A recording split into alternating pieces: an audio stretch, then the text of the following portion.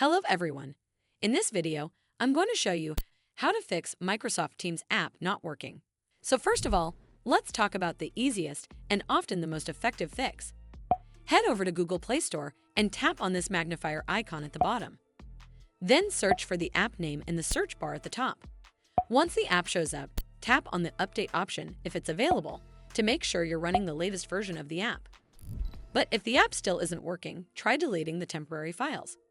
Head over to your device settings and then scroll all the way down to Apps and tap on it. From here, scroll down and look for the app. You can see mine is over here. Then tap on it. And once you're on this screen, you need to scroll down and tap on the storage option.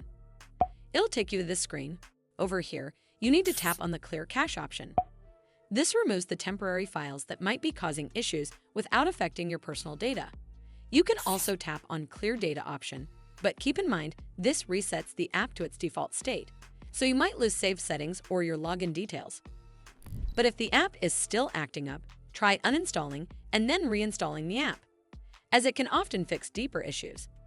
Simply head over to this app page and tap Uninstall at the bottom, and then tap OK to confirm.